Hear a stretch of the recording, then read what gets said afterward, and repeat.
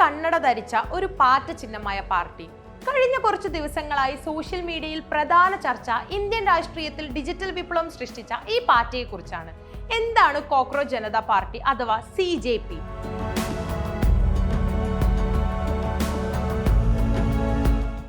യുവാക്കൾക്ക് വേണ്ടി യുവാക്കളാൽ രൂപീകരിക്കപ്പെട്ട ആശയപഹാസ്യ പാർട്ടി എന്ന് ചുരുക്കി പറയാം. അഭിജിത് ദീപ് കെ എന്ന 30-കാരൻ എക്സിൽ തുടക്കമിട്ട കോക്രോച്ച് ജനതാ പാർട്ടി എന്ന പേജിൽ നിന്നാണ് ഈ പാറ്റ പാർട്ടിയുടെ തുടക്കം. സുപ്രീം കോടതിയിൽ ഒരു അഭിഭാഷകന് സീനിയർ അഡ്വക്കേറ്റ് പദവി നൽകുന്നതുമായി ബന്ധപ്പെട്ട ഹർജി പരിഗണിക്കുന്ന സന്ദർഭം. തൊഴിൽരഹിതരായ യുവാക്കളെ ലക്ഷ്യമിട്ട് ചീഫ് ജസ്റ്റിസ് സൂര്യകാന്ത് ഒരു പരാമർശം നടത്തുന്നു. തൊഴിലില്ലാത്ത ചില യുവാക്കൾ മാധ്യമപ്രവർത്തകരായും സോഷ്യൽ മീഡിയ RTI ആക്ടിവിസ്റ്റുകളായും ചമഞ്ഞ് സമൂഹത്തെ ആക്രമിക്കുകയാണ്.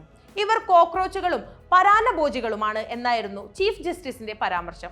ഇതിനെ ട്രോളാൻ, വെറുതെ ഒന്ന് ട്രോളാൻ ഉദ്ദേശിച്ചായിരുന്നു അഭിജിത്ത് CJP എന്ന പേജ് തുടങ്ങിയത്. എന്നാൽ പിന്നീട് സംഭവിച്ചത് അഭിജിത്തിനെ പോലും ഞെട്ടിക്കുന്ന ഡിജിറ്റൽ വിപ്ലവം. ഫോളോവർമാരുടെ എണ്ണം കുതിച്ചു കയറി. ലോകത്തെ ഏറ്റവും വലിയ രാഷ്ട്രീയ പാർട്ടിയായ BJPയുടെ ഇൻസ്റ്റഗ്രാം അക്കൗണ്ടിലെ ഫോളോവർമാരുടെ എണ്ണത്തെ മറികടക്കാൻ പാകത്തിൽ അത് കുതിച്ചുയർന്നു. അതിന് ഈ പാർട്ടികൾക്ക് ആവശ്യമായി വന്നത് വെറും 4 ദിവസം. BJPയെയും കോൺഗ്രസിനെയും മറികടന്ന് 1.54 കോടി ഫോളോവേഴ്സിലേക്ക് എത്താൻ CJPക്ക് വേണ്ടി വന്നത് വെറും 5 ദിവസവും. സ്വാഭാവികമായും ഇത് ഈ രാഷ്ട്രീയ പാർട്ടികളെ അലോസരപ്പെടുത്താൻ കാരണമായി. പാർട്ടികളുടെ സോഷ്യൽ മീഡിയ അക്കൗണ്ട് പൂട്ടിക്കാൻ അവർ ശ്രമം നടത്തി എന്നതും വ്യക്തം. ആ ശ്രമം വിജയം കണ്ടു. പാർട്ടികളെ അവർ സോഷ്യൽ മീഡിയയിൽ നിന്നും പറപ്പിച്ചു. പക്ഷേ ഇന്ത്യൻ രാഷ്ട്രീയത്തിൽ നിന്നല്ല എന്നോർക്കണം. ഇൻസ്റ്റഗ്രാമിൽ പുതിയൊരു അക്കൗണ്ട് തുടങ്ങാൻ അധിക സമയമൊന്നും വേണ്ടല്ലോ. Cockroach party of India, cockroach is back തുടങ്ങിയ പേരുകളിൽ പുതിയ പേജുകൾ സൃഷ്ടിച്ചുകൊണ്ട് CJP വീണ്ടും എക്സിൽ നിറഞ്ഞു.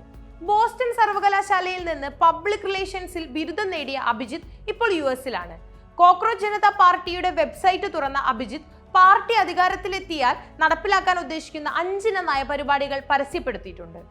ഒരു ചീഫ് ജസ്റ്റിസിനും വിരമിച്ച ശേഷമുള്ള പ്രതിഫലമായി രാജ്യസഭാ സീറ്റ് നൽകില്ല. വോട്ടവകാശം കവർന്നെടുക്കുന്നത് തീവ്രവാദ പ്രവർത്തനമായി കണക്കാക്കും.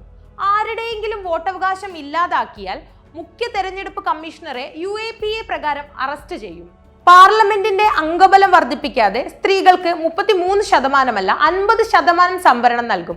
ക്യാബിനറ്റ് മന്ത്രിമാരിൽ പകുതിയും വനിതകൾക്കായി സംവരണം ചെയ്യും. അംബാനിയുടെയും അദാനിയുടെയും ഉടമസ്ഥതയിലുള്ള എല്ലാ മാധ്യമ സ്ഥാപനങ്ങളുടെയും ലൈസൻസുകൾ റദ്ദാക്കും. ഇത് യഥാർത്ഥ സ്വതന്ത്ര മാധ്യമ പ്രവർത്തനത്തിന് വഴിയൊരുക്കും. ഗോദി മീഡിയ അവതാരകരുടെ ബാങ്ക് അക്കൗണ്ടുകൾ അന്വേഷിക്കും. കൂറുമാറിയ MLAയോ MPയെയോ 20 വർഷത്തേക്ക് തിരഞ്ഞെടുപ്പുകളിൽ നിന്നും മാറ്റി നിർത്തും. അതേസമയം പ്രസ്താവനയ്ക്കെതിരെ വൻ വിമർശനങ്ങൾ ഉയർന്നതോടെ വിശദീകരണവുമായി ചീഫ് ജസ്റ്റിസ് രംഗത്തെത്തി. തന്റെ വാക്കുകൾ മാധ്യമങ്ങൾ വളച്ചൊടിച്ചെന്നും അത് തന്നെ വേദനിപ്പിച്ചെന്നുമായിരുന്നു അദ്ദേഹത്തിന്റെ വാദം. എന്തായാലും ഇതൊന്നും കേട്ട ഭാവം നടിക്കാതെ പാറ്റകൾ നിമിഷം പ്രതി പെരുകുകയാണ്. നമ്മുടെ അയൽ രാജ്യങ്ങളായ നേപ്പാളിനെയും ബംഗ്ലാദേശിനെയും അടക്കം മാറ്റിമറിച്ച ജൻസി വിപ്ലവം പോലെ ഈ ആക്ഷേപഹാസ്യ പാർട്ടി ഇന്ത്യൻ രാഷ്ട്രീയത്തിൽ എന്തെങ്കിലും ചലനമുണ്ടാക്കുമോ എന്ന് കൗതുകത്തോടെ വീക്ഷിക്കുകയാണ് രാഷ്ട്രീയ ലോകം.